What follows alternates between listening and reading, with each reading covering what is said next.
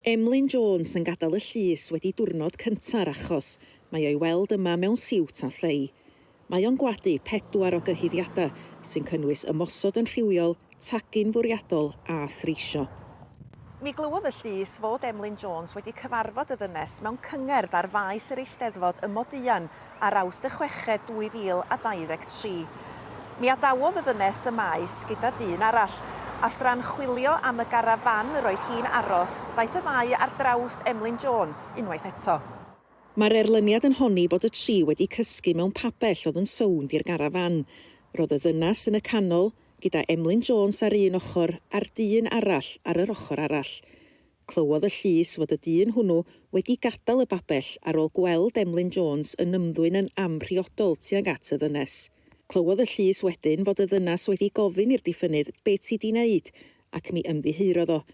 Dywedodd hi wrtho fo, mi gysga un fama, cysga dyn fanna, ac mi ddwedodd paid anghyffwrdd i.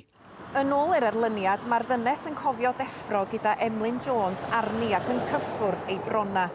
Mi driodd hi ei stopio ac ymladd yn ei erbyn. Pan ddechreuodd o'i llagu, mi nath hi banicio a doedd hi methu symud. Ar yr adeg yma, yr honiad ydy iddo fo gael rhyw hefo hi. Mi nath o adael ac mi nath y ddynas gloi ei hun mewn car. Cafodd Emlyn Jones ei arestio ar yr ail ar 15 o Awst 2023. Clywodd y llys ei fod o'n dweud bod y ddynes wedi cytuno i gael rhyw efo fo a bod dim gwirionedd ei fod o wedi threisio. Mae o'n gwadu'r 4 cyhuddiad yn ei erbyn ac mae'r achos yn parhau.